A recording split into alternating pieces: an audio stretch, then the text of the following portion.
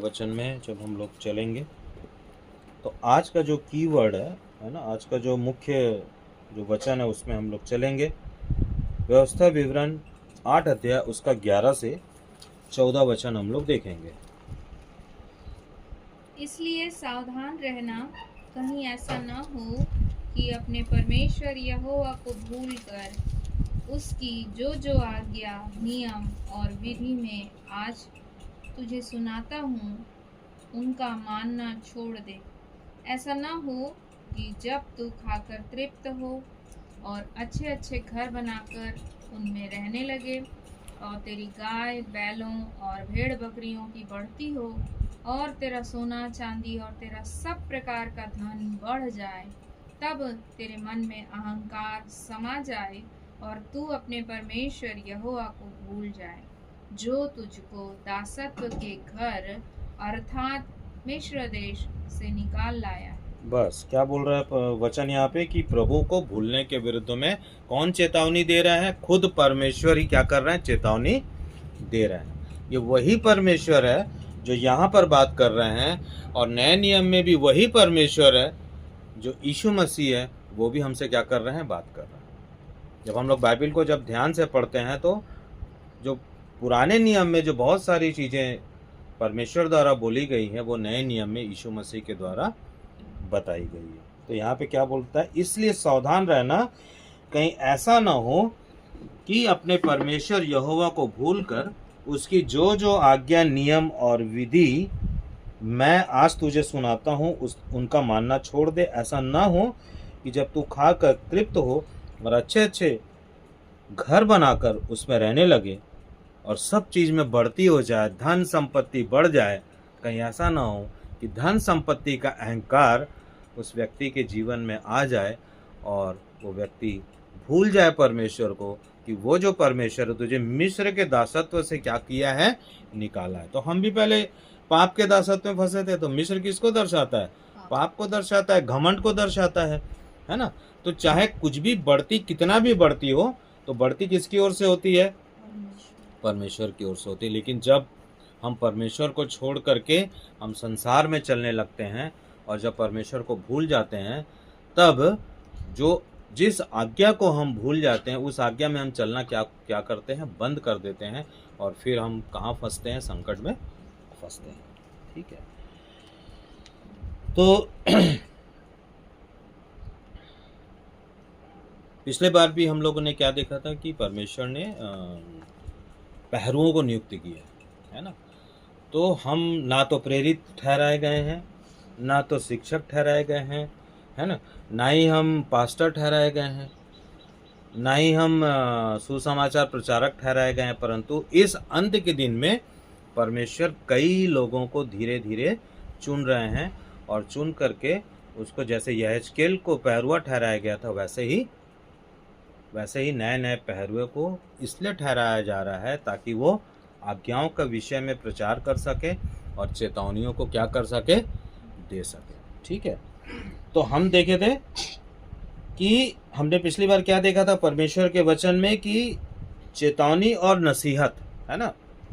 अभी जो हम लोग अभी थोड़ी देर पहले वचन देखे उसमें क्या था? चेतावनी भी है और नसीहत भी है। तो जब हम लोग उत्पत्ति 4:7 में पिछले बार हम लोग देखे थे कि परमेश्वर ने कैन से क्या कहा था कि यदि तू भला करे तो क्या तेरी भेंट ग्रहण ना की जाएगी, और यदि तू भला ना करे तो पाप द्वार पर छिपा हुआ रहता है। हम लोग पिछले बार ये देखे थे, है ना। और उसकी लालसा तेरी ओर होगी, और तुझे, मतलब तुझे कौन? कैन, उस पर यानी कि पाप पर प्रभुता करनी है, शासन करनी है। परमेश्वर कैन से क्या बोल रहे हैं कि तुझको पाप पर शासन करना है, तुझको पाप पर क्या करना है? प्रभुता करना है, ना कि पाप मनुष्य पर प्रभुता करे।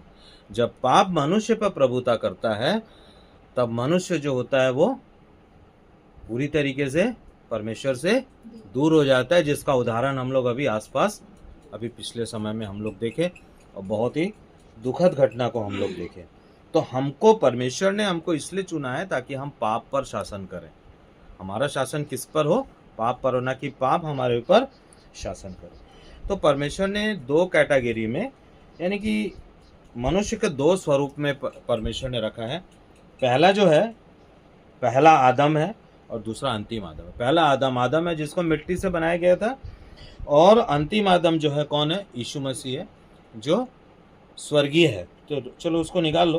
पहला कोरिन्थियों 15 अध्याय उसका 45 से 48 वचन पढ़ो। पहला कोरिन्थियों 15 अध्याय और उसका 45 से 48 वचन।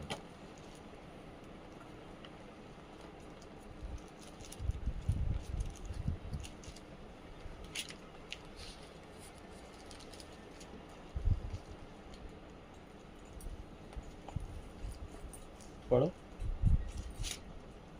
इसलिए लिखा है, पहला मनुष्य आदम जीवित प्राणी बना। क्या बोल रहा है? पहला मनुष्य जो आदम था वो क्या बना? जीवित प्राणी बना। और अंतिम आदम कौन था? जीवनदायक आत्मा। अतः पहले आत्मिक नहीं वरन स्वाभाविक था, और तब स्वाभाविक आया। पहला मनुष्य पृथ्वी से है, अर्थात पार्थिव है। पार्थिव का मतलब होता है नश्वर, है ना। आदम जो था वो नश्वर शरीर में था, और वो एक दिन मरा, है ना, उसकी मृत्यु आई। और वैसे ही वे भी हैं जो पार्थिव हैं, और जैसा वह स्वर्गीय है वैसे ही वे भी हैं जो स्वर्गीय है। तो यहाँ पे दो बात है। क्या बात है यहाँ पे? कि जब तक मनुष्य इस नश्वर शरीर के स्वभाव को लेकर के चलता रहेगा वो नश्वर है। पार्थिव का मतलब होता है नश्वर, नश्वर का मतलब होता है नष्ट होना। ऐसा नहीं है कि जो स्वर्गीय वस्त्र को पहन लेगा उसका शरीर नहीं मरेगा, ऐसा नहीं है। वो भी, उसका भी शरीर क्या होगा? मरेगा। उसको भी जमीन पे गाड़ दिया जाएगा, उसका भी कुछ भी हो सकता है, वो मरेगा। लेकिन वचन ये कहता है कि अपने जीवन के रहते पार्थिव शरीर की अवस्था से, यानी नश्वर शरीर की अवस्था से निकल करके स्वर्गीय शरीर की अवस्था में क्या करना? आ जाना। स्वर्गीय शरीर को पहन लेना, है ना। धार्मिकता के वस्त्र को क्या कर लेना? धारण कर लेना। तो ऐसा कोई कपड़ा थोड़ी ना है, धार्मिकता का वस्त्र कोई ऐसा कपड़ा थोड़ी ना है। पुराने नियम में कपड़े से उसको तुलना किया गया है, लेकिन नए नियम में धार्मिकता का वस्त्र वही है जो यीशु मसीह की आज्ञाकारिता में चलता है। जो यीशु मसीह ने हमको सुसमाचार दिया, उस सुसमाचार में जब कोई चलता है, उस आज्ञाओं पर जब चलता है, तब हम कौन सा वस्त्र पहनते हैं? धार्मिकता के वस्त्र हम पहन लेते हैं। क्यों? क्योंकि हम यीशु के जैसा चलने लगते हैं। ठीक है। तो पहला कोरिन्थियों 15 अध्याय उसका 49 वचन को पढ़ो। क्या लिखा है उसमें? और जैसे हमने उसका रूप धारण किया, पहले आदम का, हाँ, जो मिट्टी का था, वैसे ही उस स्वर्गीय का रूप भी धारण करेंगे। तो पौलुस जो है बड़ी आशा के साथ यहाँ पर बैठा हुआ है, वहां पे बोल रहा है, लिख रहा है कि जैसे, क्या लिखा है? जैसे हमने उस पार्थिव का शरीर धारण किया, यानी पहले आदम का शरीर हमको मिला है, वैसे ही हम एक दिन स्वर्गीय शरीर भी क्या कर लेंगे? धारण कर लेंगे, है ना। तो क्या बोल रहे हैं कि मरण जो अमरता है ना, क्या वचन क्या पूरा हो जाएगा कि मृत्यु को किसने निगल लिया? विजय ने निगल लिया। पहले कोरिन्थियों 15 अध्याय 54-55 को पढ़ो। क्या लिखा हुआ है?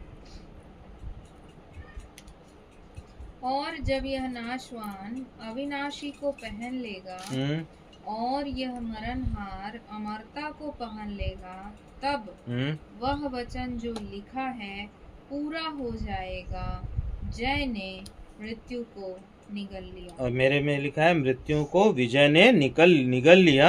हे मृत्यु, क्या लिखा है? हे मृत्यु, तेरा डंक कहाँ, या तेरा जय कहाँ? और मृत्यु का डंक क्या है? पाप है ना। और मृत्यु का डंक क्या है? पाप है। और पाप की शक्ति क्या है? व्यवस्था है। हम लोग बहुत दिनों से देखते आ रहे हैं, है ना। बहुत दिनों से हम लोग देखते आ रहे हैं कि इससे पहले की पृथ्वी पर कोई मनुष्य नहीं आए थे, परमेश्वर ने 10 आज्ञा लिखा, 10 आज्ञा दे दिया था, है ना। 10 आज्ञा को वर्णित कर दिया था, जो कि हम लोग पुराने नियम में देखते हैं। 10 आज्ञा, इसके पहले की पाप जगत में आया 10 आज्ञा पहले परमेश्वर ने बता दिया था, बोल दिया था, कर दिया था ना, ठहरा दिया था। ठीक है ना। ठीक है। तो कहने का मतलब यहाँ पे क्या बोल रहा है कि जब तक हम अमरता को नहीं पहन लेंगे, इस जीवन के रहते रहते हमको अमरता वाले वस्त्र को हमको क्या करना पड़ेगा, पहनना पड़ेगा। ठीक है, यह वह अवस्था है, क्या अवस्था है कि जहां एक विश्वास करने का वाले का विश्वास यीशु की जीवनदायी आत्मा तक पहुंचता है। मतलब सब विश्वास करते हैं, कुछ जो होते हैं, कुछ बहुत सारे लोग उसके जीवनदायी आत्मा तक नहीं पहुंच पाते या उसको ग्रहण नहीं कर पाते, और कुछ लोग ऐसे होते हैं जो इस वचन को समझते हैं और आज्ञाकारिता को अपने जीवन में लाते हैं। आज्ञाकारिता का जीवन में आ जाना बड़ी बात नहीं है, आज्ञाकारिता को जीवन में, हमारे जीवन में पूरा होना बड़ी बात है। आज्ञा हमको नहीं बचाता है, परंतु आज्ञा जब हमारे कर्म से दिखता है वो हमको बचाता है। ठीक है, हम लोग पिछले बार भी देखे थे कि आज्ञा का पालन करना कोई बहुत बड़ी बात नहीं है, लेकिन उससे भी बढ़कर हमको क्या करना है, उसके नियम, उसकी विधि में। कैसे कि यदि परमेश्वर ने कहा कि तुम नम्र और दीन हो, तो हमको क्या होना है, नम्र और दीन भी होना है। ठीक है, आगे हम लोग और देखेंगे किन लोगों के अंदर में परमेश्वर का सुसमाचार नहीं बैठता है ना। तो परमेश्वर जो मृतक शरीर की अवस्था में रहते हैं, जो संसार और संसार की वस्तुओं की खोज में रहते हैं, जिनका ध्यान परमेश्वर के वचन में नहीं जाता है, ऐसे लोगों के जीवन में आज्ञा बहुत दूर रहती है। और ऐसे लोगों के जीवन में यदि उनको आज्ञा सुना भी देंगे तो भी उनके हृदय में ठीक नहीं बैठता है। आज्ञा का बैठना जरूरी है, आज्ञा का हमारे अंदर आना जरूरी है। और आने के लिए हम लोग इतने दिनों से हम लोग देखते हैं कि एक शर्त है कि यदि तू मुझसे क्या करेगा, प्रेम करेगा, तो मेरी आज्ञाओं का पालन करेगा। और जब तू मेरी आज्ञाओं का पालन करेगा तब मैं पिता से कहकर तुझे क्या दिलाऊंगा, आत्मा दिलाऊंगा। और पुराने नियम में भी हम लोग क्या देखे थे कि अंत के दिनों में ऐसा होगा कि मैं अपनी आत्मा सब मनुष्यों पर क्या उंडेलूंगा, और वे क्या करेंगे, वो तेरी पुत्र पुत्रियां होंगे और वे क्या करेंगे, भविष्यवाणी करेंगे। लेकिन हम लोग इसमें ये भी देखे थे कि सब पर आत्मा परमेश्वर नहीं उंडेलेगा, उन्हीं पर परमेश्वर आत्मा उंडेलता है जो प्रभु यीशु मसीह से प्रेम करते हैं और उसकी आज्ञाओं का पालन करते, उसकी आज्ञाओं पर चलते हैं। ठीक है, तो स्वर्गीय देह को धारण करना इसलिए आवश्यक है, कहीं ऐसा ना हो कि प्रथम पुनरुत्थान में हम यही रह जाएं। दो प्रकार का पुनरुत्थान होगा। प्रथम पुनरुत्थान जब होगा, जब यीशु मसीह आएंगे, तब आत्मा, उन लोगों की आत्मा उठाई जाएगी जिन्होंने परमेश्वर के आज्ञाकारिता को, जो यीशु मसीह के सुसमाचार पर उन लोगों ने अपने जीवन को सही तरीके से क्या किया है, जिया है ना। और जिन लोगों ने परमेश्वर के सुसमाचार का बहिष्कार किया है, परमेश्वर के सुसमाचार को सुनते हुए भी अनसुना किए हैं और कभी भी उस पर अपना ईमान लाने की कोशिश नहीं किए, कभी भी उस पर चलने की कोशिश नहीं किए, उनके लिए बहुत ही मुश्किल है। क्योंकि मैं नहीं कहता हूँ, बाइबल कहती है कि उनका प्रथम पुनरुत्थान में वे भागी नहीं होंगे। 1000 साल के बाद जब दूसरा पुनरुत्थान होगा तो सब के सब न्याय के लिए क्या किए जाएंगे, उठाए जाएंगे। ठीक है, और हम लोग एक घटना देखेंगे। क्या होता है कि हमको समझना है कि मसीह के जी उठने का मर्म क्या है ना। आखिर मसीह क्यों जी उठा, भाई मसीह मरा भी। हम जब बाइबल में और गहराई से देखते हैं तो यीशु मसीह कहते हैं कि मुझे मेरे प्राण को छोड़ने का भी अधिकार है और लेने का भी अधिकार है ना। तो कहने का मतलब है कि यीशु मसीह कभी मर ही नहीं सकते, हम लोग उस तरीके से देखेंगे। लेकिन हम मनुष्यों को समझने के लिए वहाँ पे एक मृत्यु रखा गया और वहाँ पे एक जीवन रखा गया, है ना। बपतिस्मा भी जब कोई लेता है तो पहले वो पानी के अंदर जाता है, उसी के समान बपतिस्मा क्या है, क्रूस का एक प्रतिलिपि जैसा है कि हम पानी के अंदर जाते हैं, हम विश्वास करते हैं कि सारे पाप जो है यीशु मसीह ने क्रूस पे ले लिए हैं, सारे पाप जो है नीचे, और जब हम ऊपर आते हैं तो बिना पाप के आते हैं। ठीक है, तो कई सारा चीज़ें हम लोग देखेंगे कि मनुष्य आखिर कितना पार्थिव है कि वह चीज़ों को समझ नहीं पाता। निकालेंगे मत्ती रचित सुसमाचार, उसका 9 अध्याय, उसका 1 से 8 वचन। मत्ती रचित सुसमाचार, उसका 9 अध्याय, और उसका 1 से 8 वचन। क्या लिखा है देखो, मत्ती है कि मरकुस है? पढ़ो। फिर वह नाव पर चढ़ गए। मरकुस है क्या? मरकुस देखो 9 अध्याय। मरकुस 9 अध्याय को देखो, 2 से देखेंगे। यीशु 6 दिन के बाद पतरस और याकूब और यूहन्ना को अपने साथ लेकर एक ऊंचे पर्वत पर एकांत में आया। तो वो हरमोन का पर्वत है। हरमोन पर्वत का नाम क्या है? वहाँ पे हरमोन है। और उसके सामने उसका रूपांतर हुआ। उसके वस्त्र इतने चमकदार तथा श्वेत हो गए जितना कि पृथ्वी पर कोई धोबी श्वेत नहीं कर सकता। और मूसा के साथ उन्हें एलिया दिखाई दिया, और दोनों यीशु मसीह के साथ बातचीत कर रहे थे। और पतरस ने यीशु से कहा, हे रब्बी, हमारे लिए यहाँ रहना अच्छा है, अतः हम 3 मंडप बनाए, एक तेरे लिए, एक मूसा के लिए और एक एलिया के लिए। तो मनुष्य कितना नश्वर है कि वहां पर यीशु मसीह का रूपांतरण हो रहा है, उस पर ध्यान ना लगा करके वो संसार के तरीके से सोच रहा है कि, और वो बातचीत कर रहा है और बीच में क्या कर रहा है? बोल रहा है कि हे रब्बी, हम यहाँ पे एक काम कर लेते, 3 मंडप बना लेते हैं, एक तेरे लिए, एक मूसा के लिए और एक एलिया के लिए। तो संसारिक व्यक्ति ऐसा सोच सकता है, जबकि उसको ये सोचना चाहिए था कि यीशु मसीह का जब रूपांतर हो रहा है तो उसको बोलना था कि प्रभु हमारा रूपांतरण कब होगा, ऐसा उसको बोलना था। लेकिन वो किसकी बात कर रहा है? संसार की बात कर रहा है ना। जबकि ऐसी घटना बाद में कभी हुआ ही नहीं, कभी ऐसा जो चीज घटना हुई नहीं। और जबकि पतरस के लिए एक बहुत ही सुंदर मौका था वहां पे उनसे बात करने का, है ना। लेकिन वो संसार के तरीके सोच रहे हैं कि अपन एक यहाँ मंदिर बना देते हैं, मूसा के लिए मंदिर बना देते हैं, एक यीशु का मंदिर बना देते हैं और एक एलिया का मंदिर बना देते हैं। और जब मान लो बना देते, ऐसा कुछ हो जाता, तो सब अगरबत्ती लेके वहां पे पहुंच जाते। होता कि नहीं होता? तब वहां पे यीशु मसीह बोलते हैं, कुछ बोलते हैं। क्या बोलते हैं? कहाँ लिखा है देखो, वह तो नहीं जानता था कि वह क्या कह रहा है, वे सब बहुत डरे हुए थे।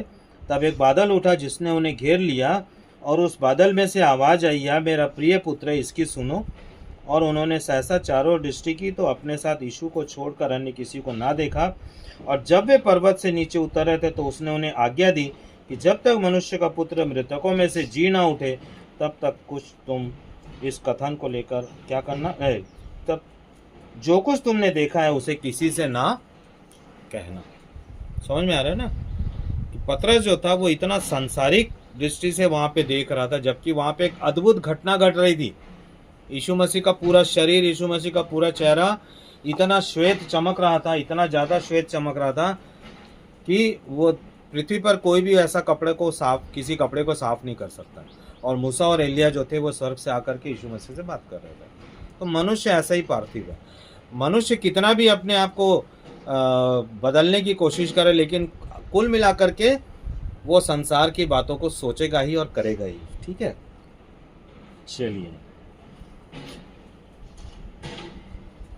वैसे ही क्या, जैसा पतरस जो था, देखो हमारी जो प्रकृति वो क्या नाशमान है, इसलिए पतरस जो है वहां पे अपने विचारों के साथ न्याय नहीं कर पाया और बोल बैठा कि हम 3 मंदिर यहाँ पे क्या करते हैं, मंडप मतलब मंदिर, 3 मंदिर बना देते हैं।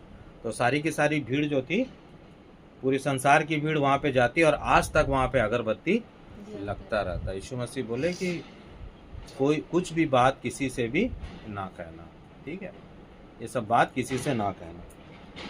आज का क्या है, वैसे आज भी मनुष्य क्या है, पार्थिव प्रकृति का है और उसका उद्धार। जबकि ये सब बातें जो रखी गई किसके लिए रखी गई है? उद्धार, विश्वास, आज्ञाकारिता के लिए रखी गई है। तो इसमें ना होकर अब भी संसार में लोग किस में फंसे हुए हैं? पाप में फंसे हुए। संसार में मान लो कोई भी पाप ना करता हो और फिर भी यदि एक आज्ञा भी नहीं मान रहा हो तो भी पाप कर रहा है। मान लो संसार का कुछ भी पाप नहीं कर रहा है तो भी ये 10 आज्ञा में से एक भी आज्ञा को नहीं मान रहा, तो भी वो क्या कर रहा है? परमेश्वर की दृष्टि में क्या कर रहा है? पाप कर रहा है। तो आजकल के जो मसीह, उनको आज्ञाकारिता में बंद कर दिया गया है और परमेश्वर के सुसमाचार, जो मसीह का सुसमाचार है, उसे स्वीकार करने में लोगों को शर्म आती है, लज्जा आता है, डरते हैं, है ना, डरते हैं। और किस में फंसे हुए हैं? संडे कानून में, रविवारी कानून में फंसे हुए हैं और उनको लगता है कि यदि हम लोग रविवारी चर्च से निकल करके प्रभु के दिन में हम आराधना स्तुति करेंगे तो हमको उन लोग क्या कर देंगे, बहिष्कृत कर देंगे, निकाल देंगे। जैसा हमारे साथ भी हुआ है। हमारे साथ बहुत सारे लोग चलते थे, आते थे, चाय पीते थे, घूमते फिरते थे, मार्केट में जाते थे, लेकिन जब से पता चला कि ये लोग जो है सप्त के दिन को महत्व दे रहे हैं, तो सप्त किसका दिन है? परमेश्वर का दिन है ना। 10 आज्ञा में चौथी जो आज्ञा है उसमें परमेश्वर ने कहा कि तू सप्त के दिन को क्या मानना, पवित्र मानना, इस दिन कोई कामकाज ना करना। ठीक है। तो शैतान के माध्यम से, उन बिशपों और उन अध्यक्षों के माध्यम से शैतान ने क्या किया, लोगों को क्या कर दिया, गुमराह कर दिया है ना। अब मैं वो तथ्य को बताऊंगा कि किस तरह से गुमराह किया है ना। यहाँ पे क्या है, क्या गुमराह, कहाँ से गुमराह शुरू हुआ कि पहले लोग फसह का पर्व मनाते थे। फसह का पर्व क्या था कि जब मूसा ने इजरायलियों को, परमेश्वर ने मूसा के नेतृत्व में इजरायलियों को जब निकाला, तो वहाँ पे निकलने के पहले एक मेमना कटवाया था, है ना। एक मेमना काटा गया और उसको कहा गया कि उसको क्या करना, भूंज के खाना और उसके लहू को अपने अपने घर के अलंगों में क्या कर देना, लगाना। ठीक है। तो जो यहूदी और जो लोग थे, जो इजरायली लोग थे, उन लोगों ने ऐसा किया।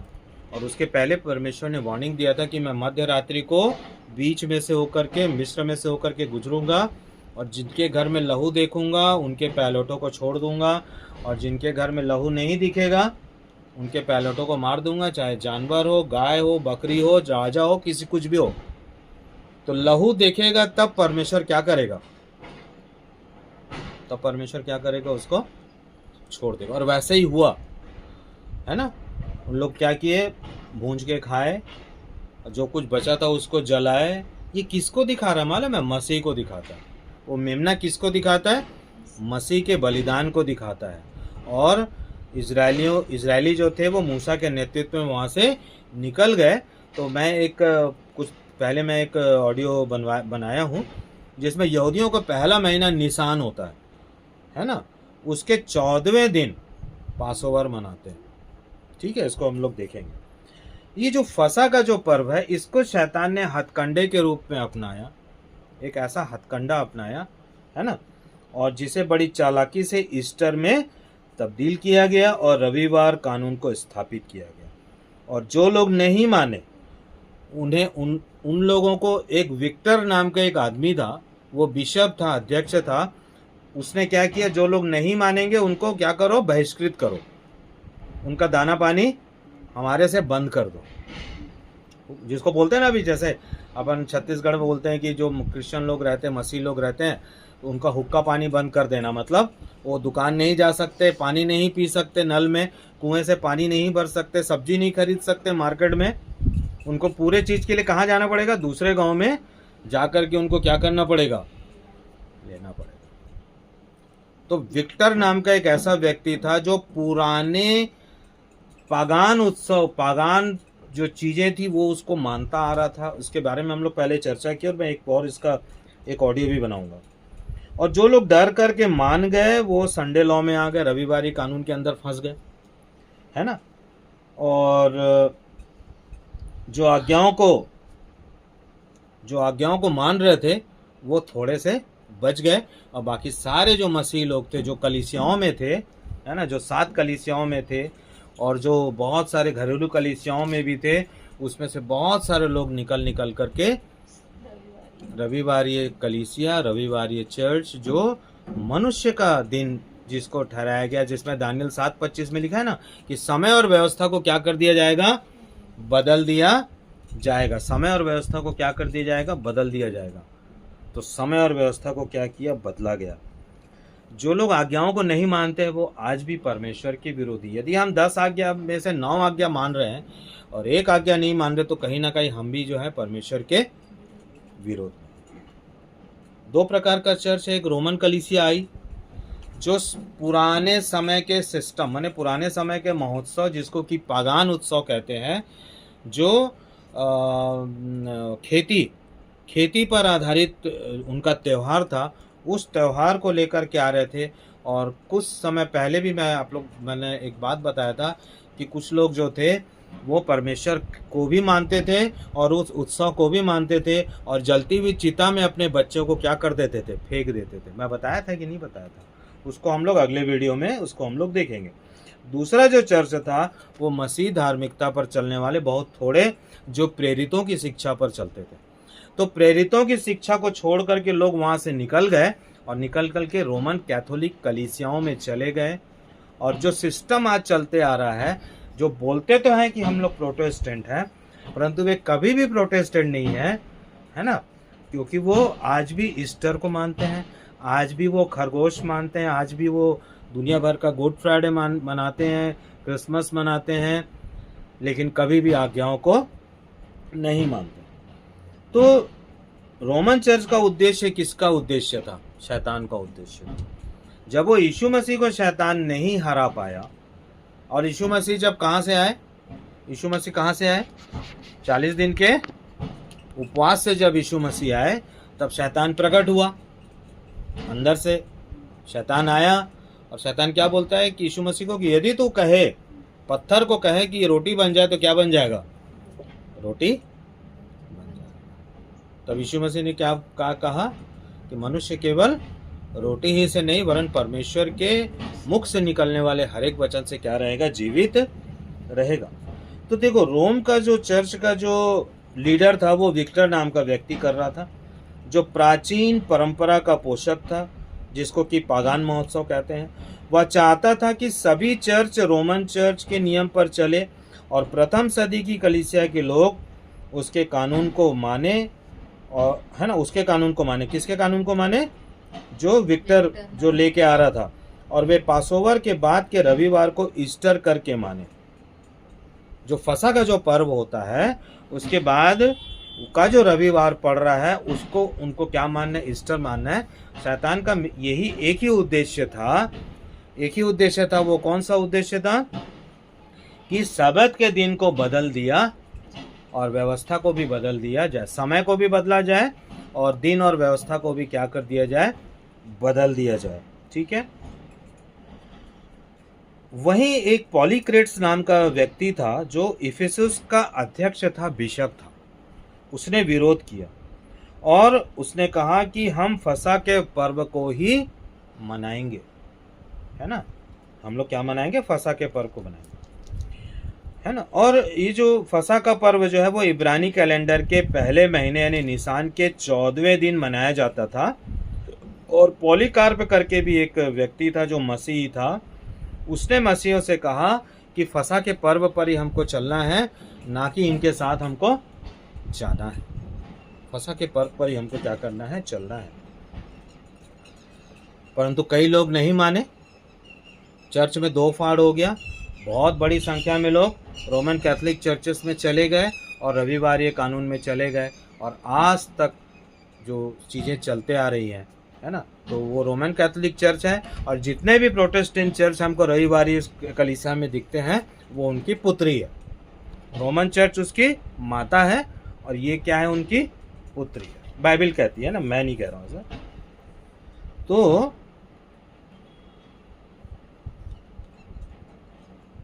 पॉलीक्रेट जो था वो भी फसह के पर्व को मानने पर अडिग रहा और एक बहुत तेज विवाद छिड़ गया। और विक्टर ने अपने विचार ना मानने पर, विक्टर जो बोल रहा था कि भाई तुम लोग ये सब छोड़ो, सबत अबत छोड़ो, ये विश्राम छोड़ो और काम करो, रविवार को काम करो, चर्च जाओ, वही चीज़ आज चल रहा है ना। कोई बोलेगा कि सबत तो रविवार तो तुम सबत मानते हो तो फिर काम क्यों करते हो? तुमको काम नहीं करना चाहिए।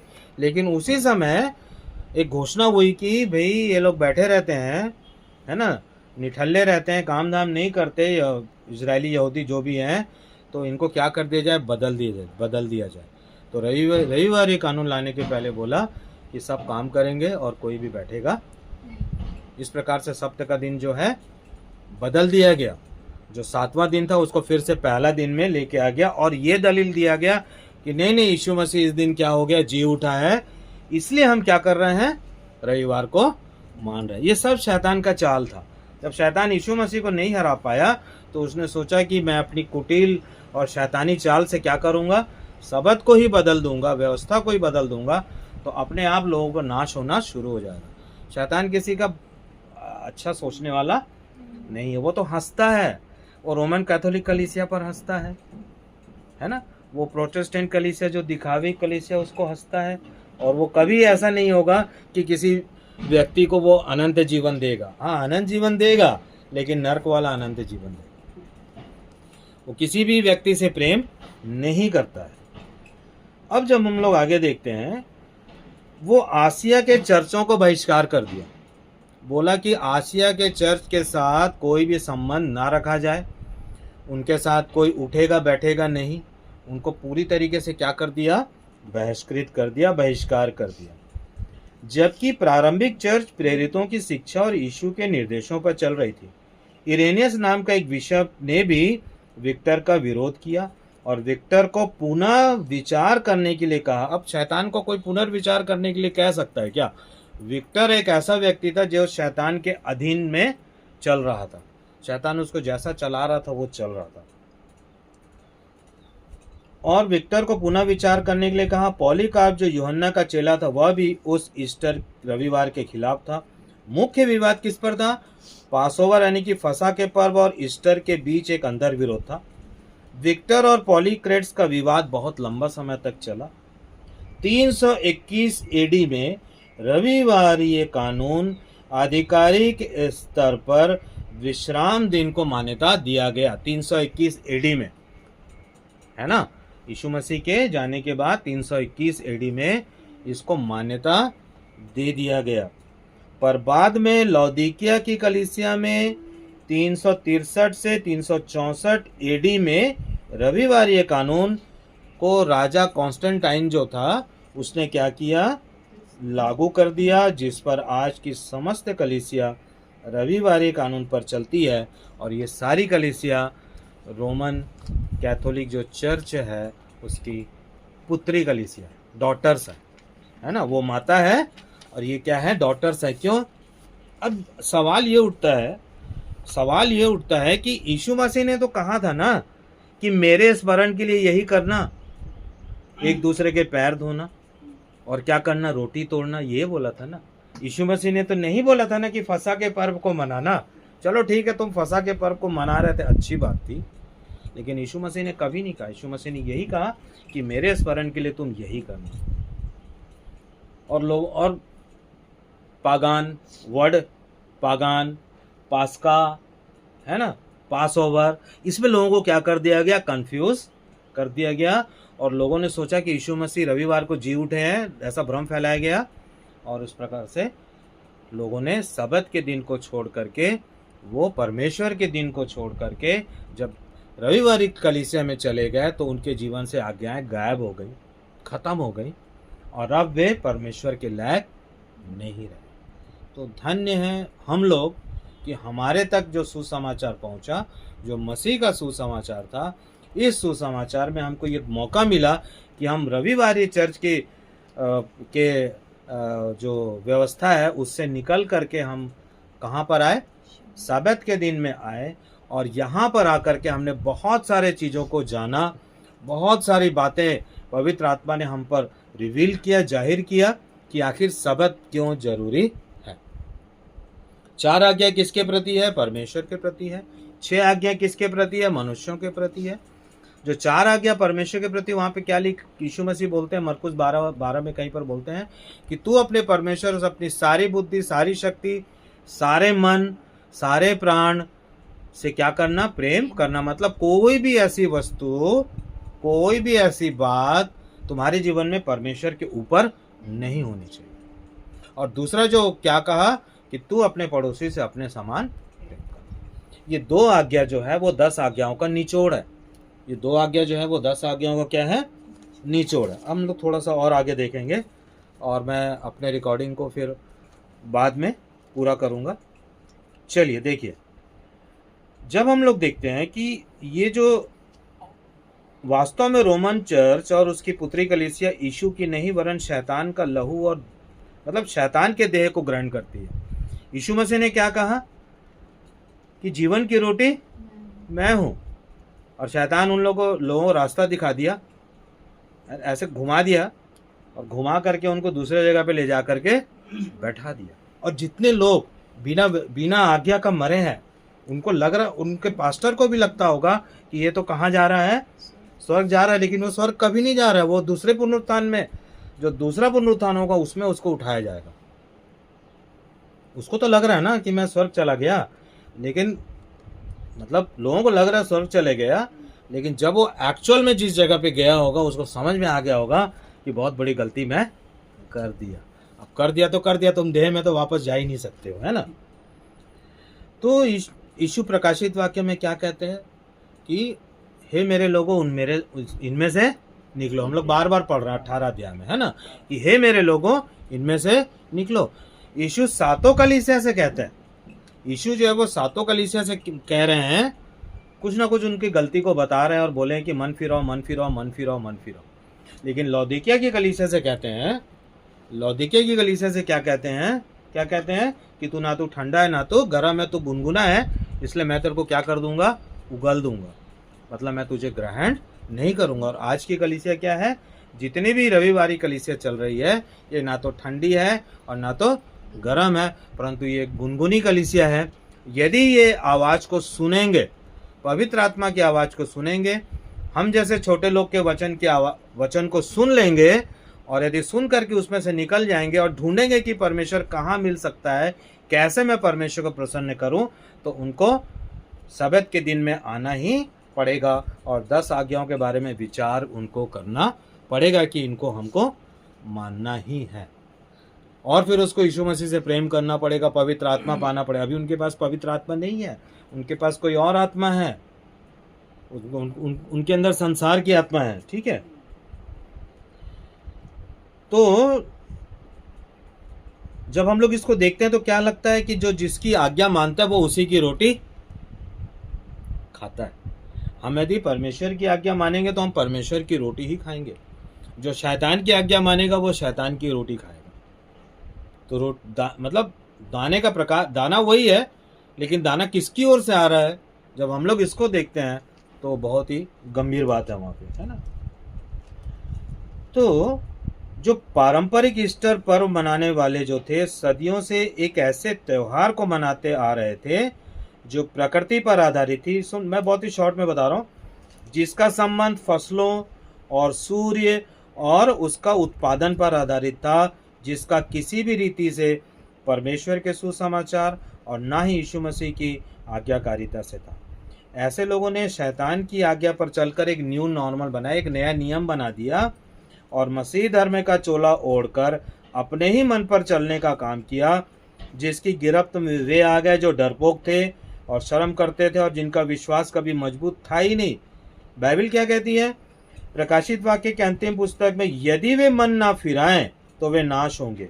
और ऐसे लोगों को पता ही नहीं है कि वे लोग क्या हो रहे हैं, नाश हो रहे हैं, क्योंकि आज्ञाकारिता की ओर इनका ध्यान जाता ही नहीं। और फसह का पर्व जो मसीह को दिखाता है, उसे ही शैतान ने अपने प्रतिनिधि द्वारा ईस्टर में बदला। सप्ताह के दिन को बदलने का उसको बहाना मिला, जिसे रविवार और गुड फ्राइडे के रूप में ठहराया गया। तब से लोग क्या कर रहे हैं, उसी में अपने विश्राम को ढूंढ रहे हैं। लोग अपने विश्राम को कहाँ पे ढूंढ रहे हैं, शैतान के द्वारा ठहराए गए दिन में अपने विश्राम को ढूंढ रहे हैं। जबकि सही विश्राम कहाँ पर है, जो परमेश्वर का दिन है, जो जिसे परमेश्वर ने विश्राम के लिए ठहराया। तो आपको विश्राम के लिए ठहरना ही है, आप परमेश्वर की आज्ञा का उल्लंघन नहीं कर सकते।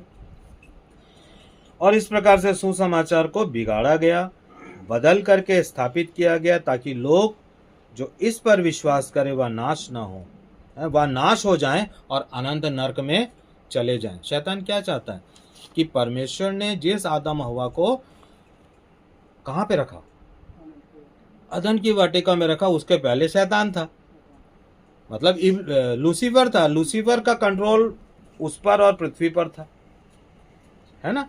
जब लूसीफर ने ज्यादा ऊंचा सोच लिया तो नीचे गिरा, और जब नीचे गिरा तो वो तो नीचे गिरा दिया गया। तब परमेश्वर ने फिर आदम हवा को रखा वहां पे, तो जलन आ गया उसको कि मेरे जगह में ये कैसे रह सकता।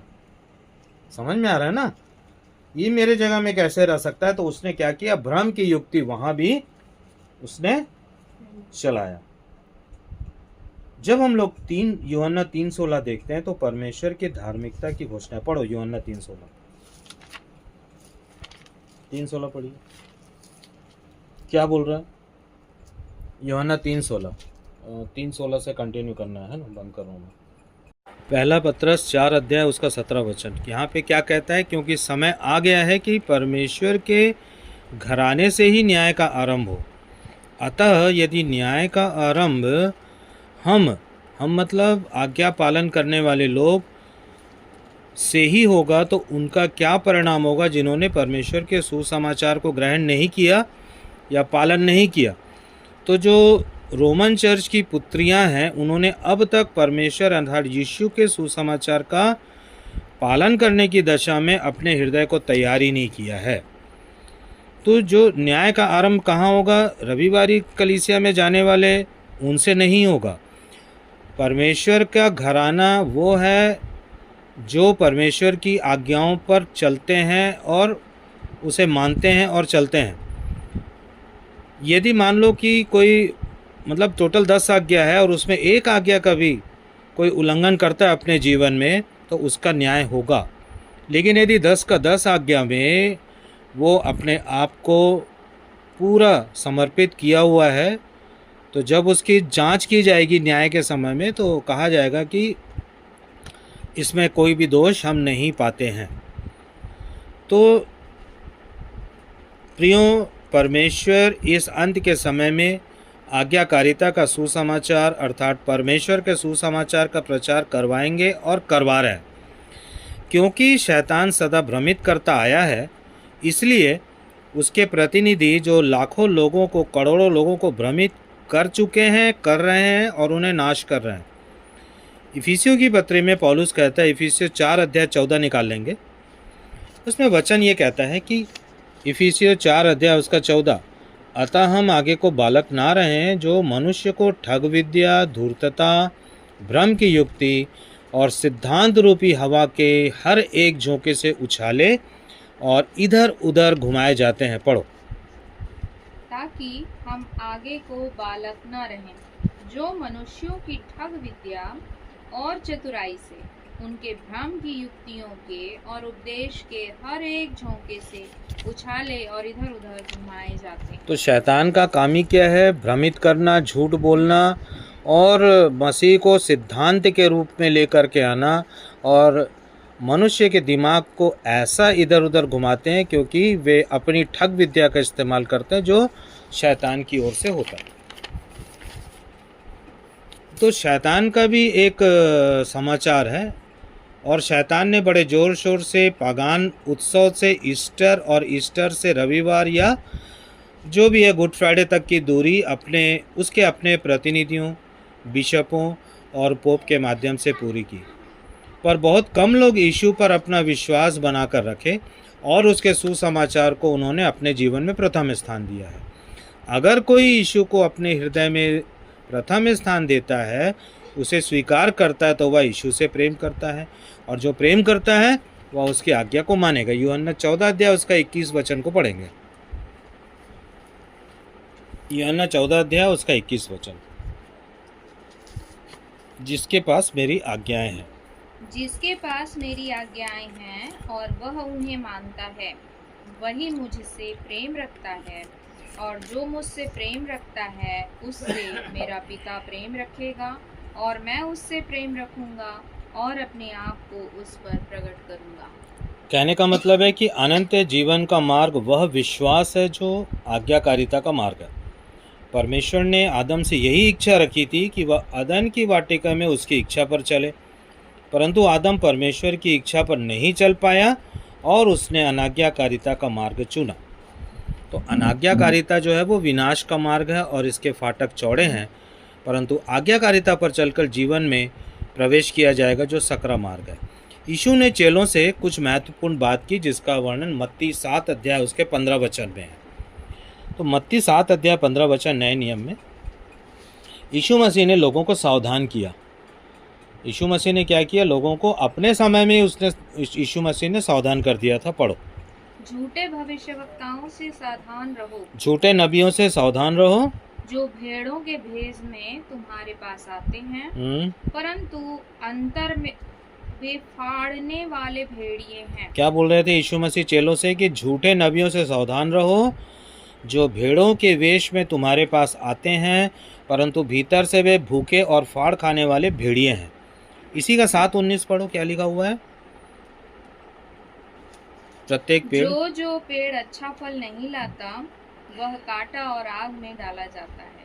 7:23 पढ़ो, मत्ती 7। तब मैं उनसे खुलकर कह दूंगा, मैंने तुमको कभी नहीं जाना। हे कुकर्म करने वालों, मेरे पास से चले जाओ। तो यीशु मसीह ने क्या कहा है कि आज्ञा ना मानने वाले, जो यीशु मसीह के वचन का पालन नहीं करते, वे कुकर्मी भी हैं और मूर्ख भी हैं। तो एक बार किसी शास्त्री ने यीशु मसीह से पूछा कि सबसे बड़ी आज्ञा क्या है।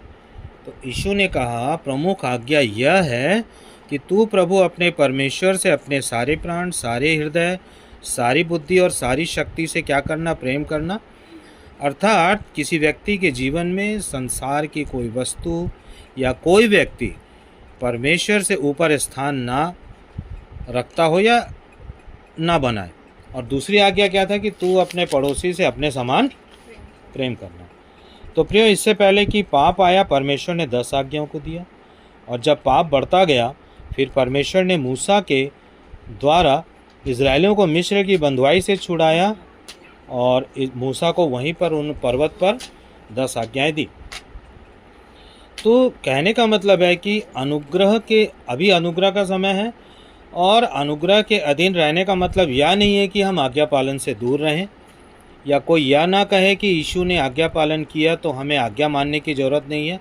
रोमियो 6:14 निकालेंगे और पढ़ेंगे, है ना। ऐसा नहीं है कि यीशु मसीह ने परमेश्वर की आज्ञा का पालन किया और अब हमको यीशु मसीह की आज्ञा का क्या करना है, पालन करना है। पढ़ो रोमियो 6:14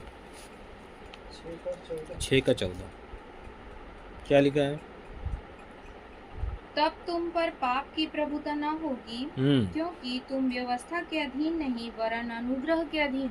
हाँ, अनुग्रह के अधीन रहने का मतलब यह है कि हम अब व्यवस्था के अधीन नहीं है, परंतु हमको क्या करना पड़ेगा, यीशु मसीह का जो सुसमाचार है उनके आज्ञाओं को अपने जीवन में लाना पड़ेगा। यदि किसी के जीवन में आज्ञाएं नहीं है तो वह जीवन में प्रवेश नहीं करेगा।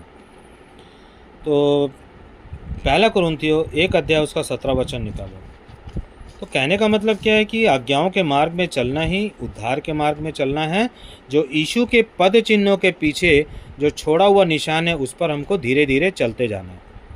क्योंकि मसीह ने मुझे बपतिस्मा देने को नहीं वरन सुसमाचार सुनाने को भेजा है, और वह भी शब्दों के ज्ञान के अनुसार नहीं, ऐसा ना हो कि मसीह का क्रूस व्यर्थ ठहरे। तो आज क्या हो रहा है कि जहां हम लोग रविवारी चर्चेस में देखते हैं, उनके पास शैतान की बुद्धि होती है, और शैतान की बुद्धि द्वारा अपने वाक्पटुता मतलब अपने चतुराई, अपनी चालाकी से उन लोग क्या करते हैं, मसीह के वचन को पेश करते हैं उनके सामने में, लोगों के सामने, है ना।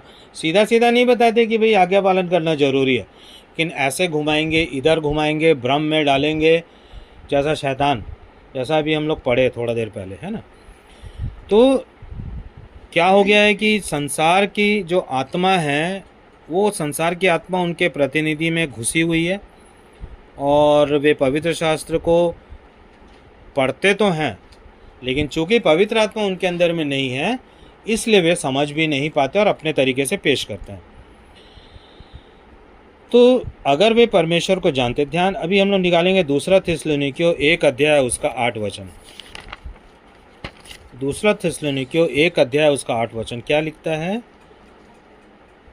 थिस्सलुनीकियों 2 तीमुथियुस के बाद 1 उसका 8 वचन।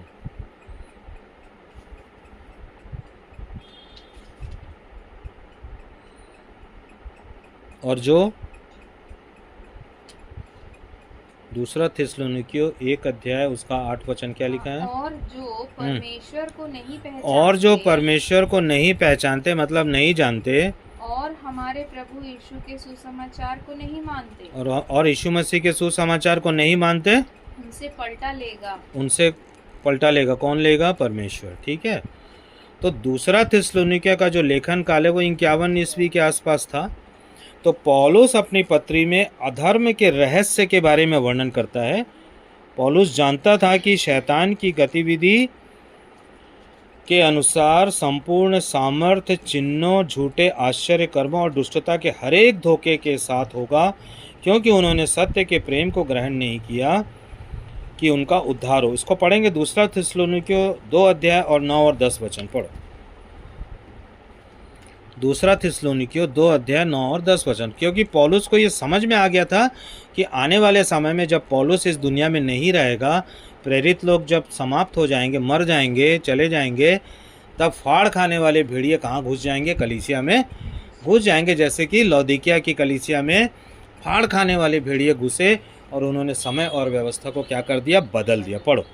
उस अधर्मी का आना शैतान के कार्य के अनुसार सब प्रकार की झूठी सामर्थ्य और चिन्ह और अद्भुत काम के साथ और नाश होने वालों के लिए अधर्म के सब प्रकार के धोखे के साथ होगा। यही चल रहा है अभी दुनिया में। लोग चिन्ह ढूंढ रहे हैं, लोग आश्चर्य कर्मों के पीछे भागते हैं, लोग झूठी सामर्थ्य के पीछे भागते हैं, और उनके साथ क्या हो रहा है? धोखा हो रहा है। लेकिन वो नहीं जान रहे हैं कि हम कहाँ जा रहे हैं, क्योंकि वो नर्क की ओर बढ़ते चले जा रहे हैं। और पढ़ो 11 और 12 भी पढ़ो। इसी कारण परमेश्वर उनमें एक भटका देने वाली सामर्थ्य को मतलब भेजेगा। जो लोग ऐसे लोगों के पीछे चल रहे हैं, तो झूठे भविष्यवक्ता के पीछे जाने वालों की संख्या ज़्यादा है ना। और जो सच में परमेश्वर के वचन का प्रचार करते हैं, उनकी आज्ञाओं का प्रचार करते हैं और पवित्र आत्मा से पाते हैं, उनके पास संख्या क्या है? कम है। यानी कि बहुत कम लोग ही स्वर्ग के राज्य में। हाँ, चौड़ा है वह मार्ग जो विनाश की ओर जाता है। तो उन लोग किस मार्ग में है? चौड़े मार्ग में चलते चले जा रहे हैं। तो ये लोग क्या है? शैतान के चंगुल में, और इनका विनाश निश्चित है।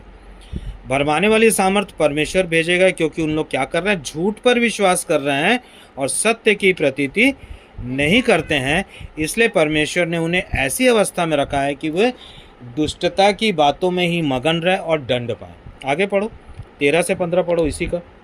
हे भाइयों और प्रभु के प्रिय लोगों, चाहिए कि हम तुम्हारे विषय में सदा परमेश्वर का धन्यवाद करते रहें, क्योंकि परमेश्वर ने आदि से तुम्हें चुन लिया कि आत्मा के द्वारा पवित्र बनना है और सत्य पर विश्वास करके उद्धार पाना है। तो आत्मा के द्वारा पवित्र कैसे बनेंगे? कि शर्त है कि तुमको यीशु मसीह से क्या करना पड़ेगा? प्रेम करना पड़ेगा, उसके आज्ञाओं का पालन करना पड़ेगा, उसके आज्ञाओं पर चलना पड़ेगा, तब जाके परमेश्वर प्रसन्न होंगे और तब पवित्र आत्मा मिलेगा। तो जब पवित्र आत्मा आएगा तो हमको क्या करता है? वो पवित्र करता है। और क्या बोल रहे हैं? सत्य पर विश्वास करके उद्धार पाओ। और उसके लिए उसने क्या किया है ना?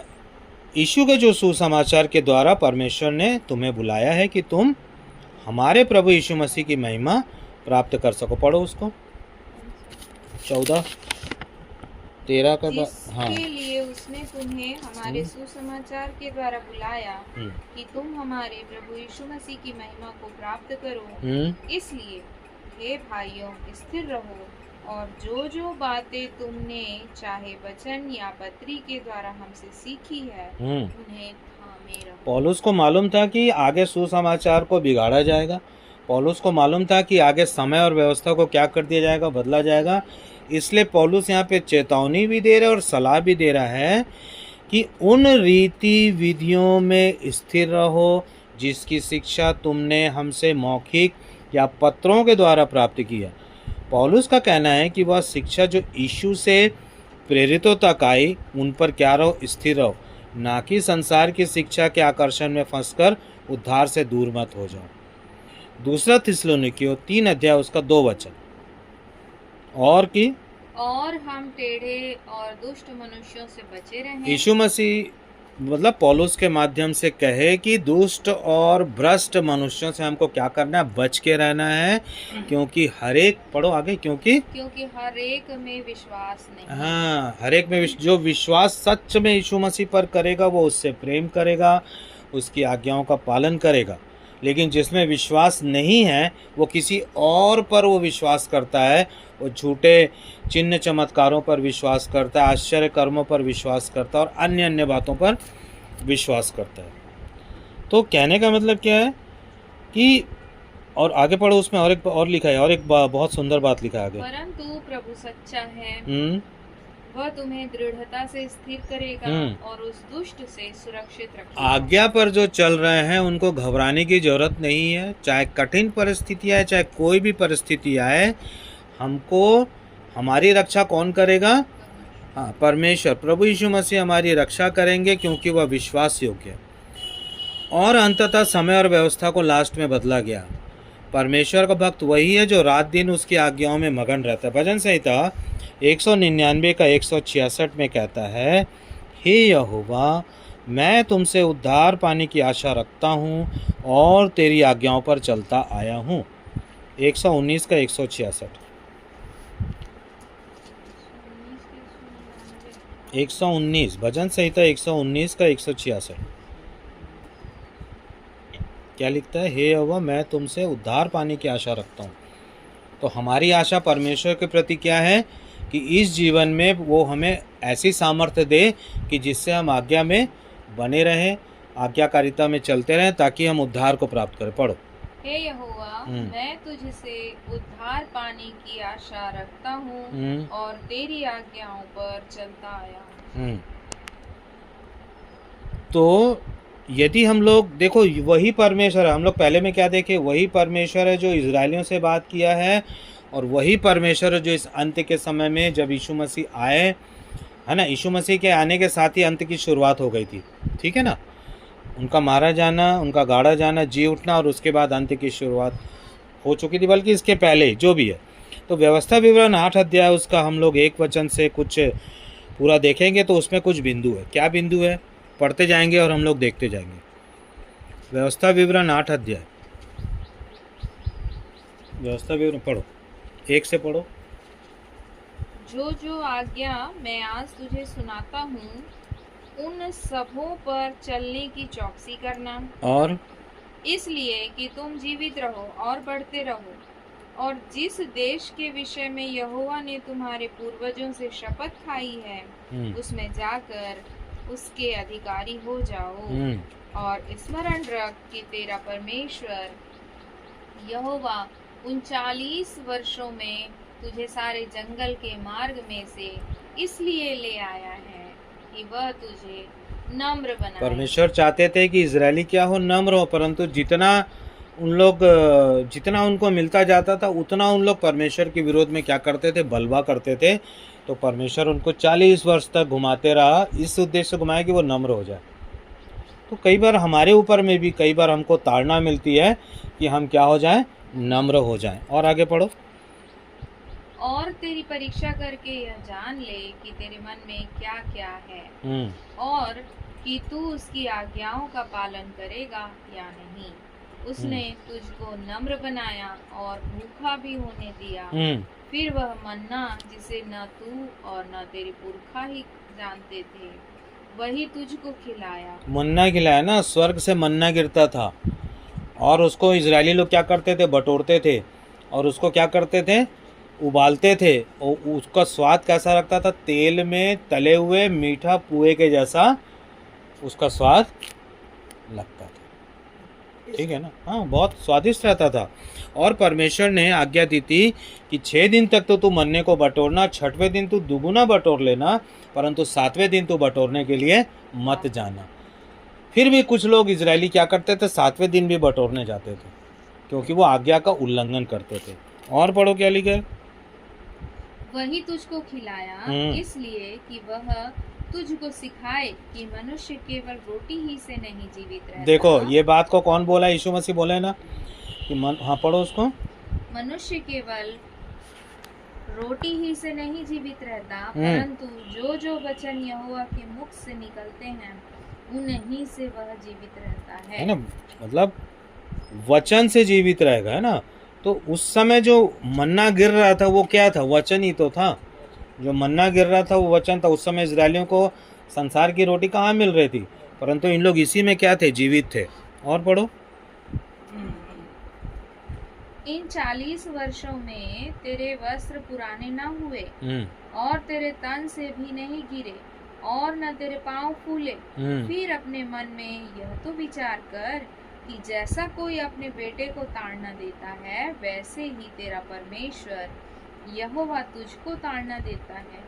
इसलिए अपने परमेश्वर यहोवा की आज्ञा का पालन करते हुए उसके मार्गों पर चलना और उसका भय भी मानते रहना। ठीक है।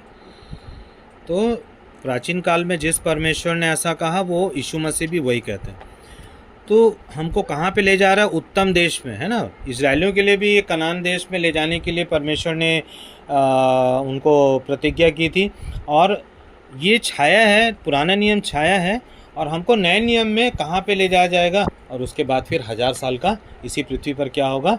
राज्य होगा। ठीक है, बाइबल ऐसा कहती है।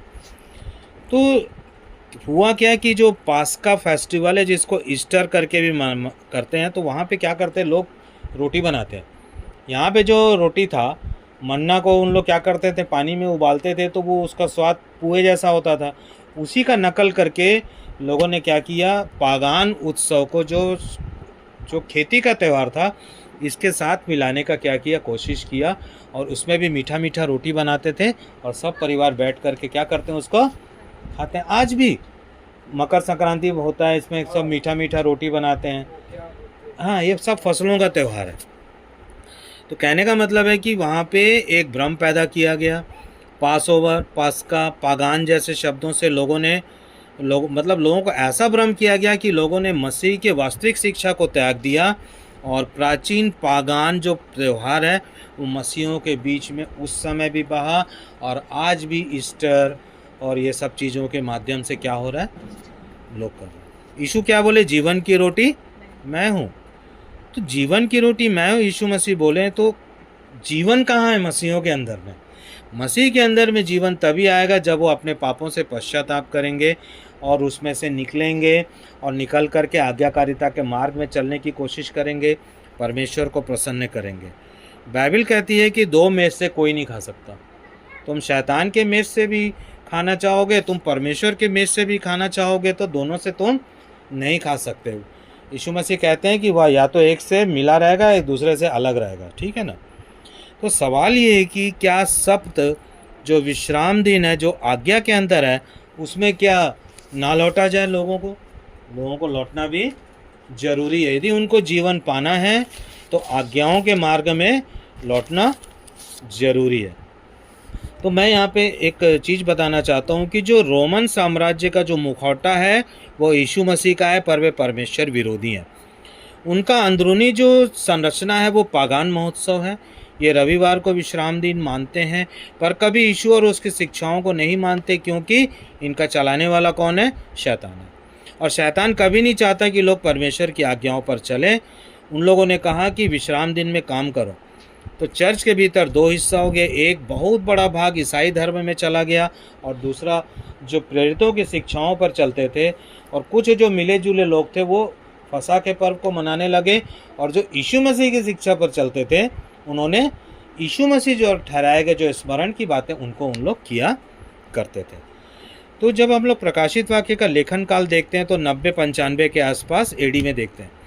तो जबकि इस लेखन के पहले यीशु ने लौदीकिया की कलीसिया से कहा कि मन फिरा, तू ना तो ठंडा है ना गर्म, तो गुनगुना है, तुझे क्या कर दूंगा? उगल दूंगा, है ना। तो आज की जो अंतिम कलीसिया जो प्रभु के विरोध में है, यही लौदीकिया की कलीसिया की आत्मा से भरी है। यह ना तो ठंडी है ना गर्म है, परंतु ये गुनगुनी है।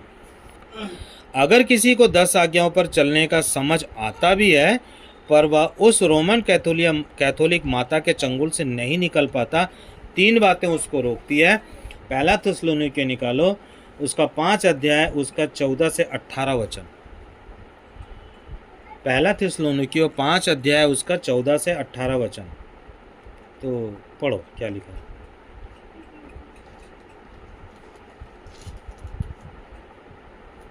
हे भाइयों, हम तुम्हें समझाते हैं हम्म। कि जो ठीक चाल नहीं चलते उनको समझाओ। वहाँ पे समझाया जा रहा है लोगों को, क्योंकि लोग क्या कर रहे थे, बहक रहे थे, शिक्षा से बहक रहे थे। और पढ़ो।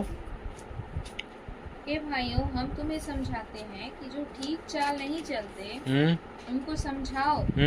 कायरों को ढाढ़स दो, निर्बलों को संभालो, सबकी ओर सहनशीलता दिखाओ। तो हमारा काम क्या है? जो चेतावनी दे रहे हैं, जो इस प्रकार से वचन को लोगों को समझा रहे हैं, तो हम किसी के दुश्मन नहीं है।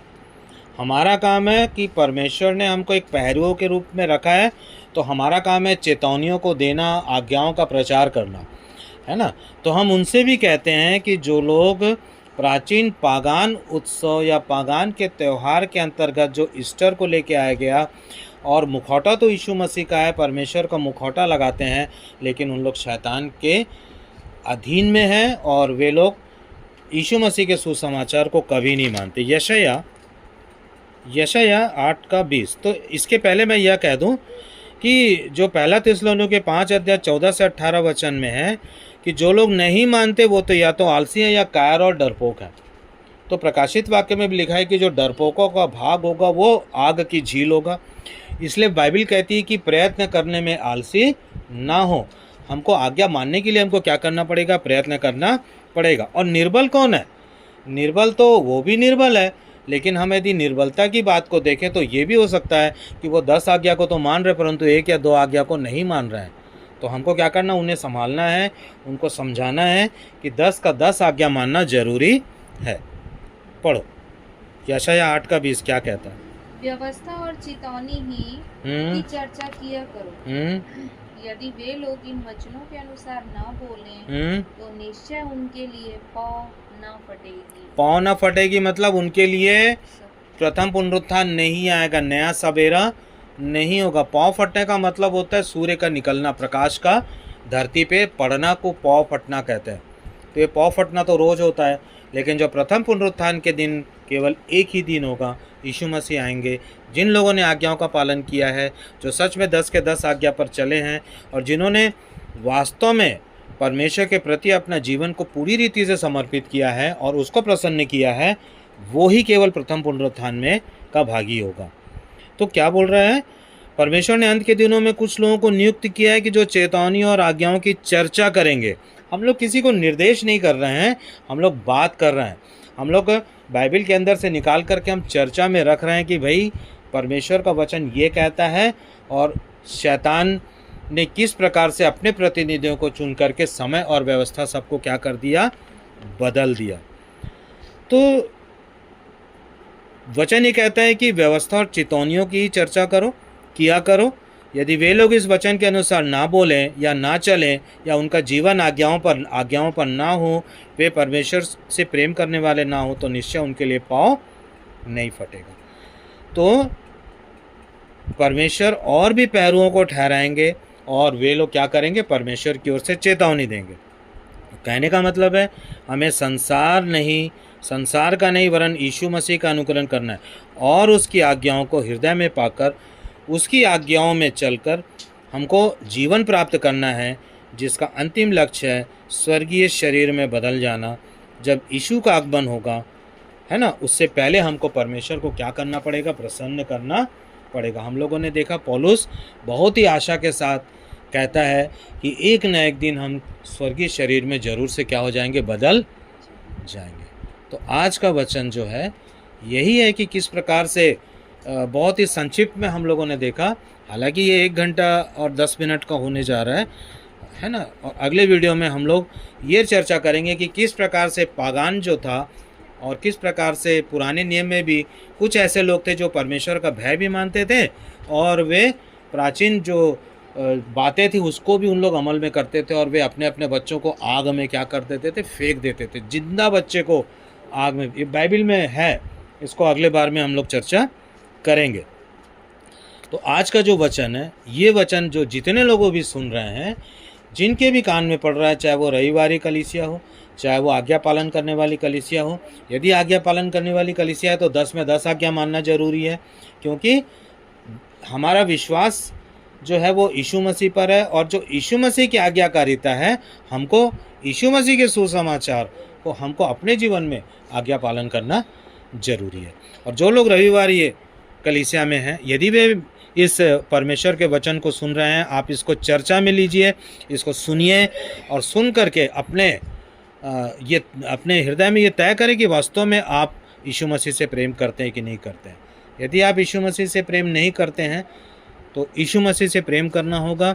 यूहन्ना को पढ़िए, 14 अध्याय पढ़िए, 15 अध्याय पढ़िए, शर्त है, ताकि पुरानी आत्मा या प्रभु क्या करेंगे, पत्थर वाला जो कठोर हृदय है उसको निकाल करके मांस का हृदय आपको देंगे, और आप सच्चाई को जानेंगे, आपकी आंखें खुल जाएंगी, और जब आंखें खुलेगी तो आप परमेश्वर को ढूंढ पाएंगे और परमेश्वर को खोज पाएंगे। इस वचन के द्वारा परमेश्वर हम सबों को और सब यूट्यूब पर सुनने वाले को परमेश्वर आशीष करें। और मैं विश्वास करता हूँ कि इस वचन को ज़्यादा से ज़्यादा शेयर करें, क्योंकि यदि हम शेयर करते हैं तो कहीं ना कहीं हम परमेश्वर की ओर से हम क्या करते हैं, बातें करते हैं। सबको जय मसीह की।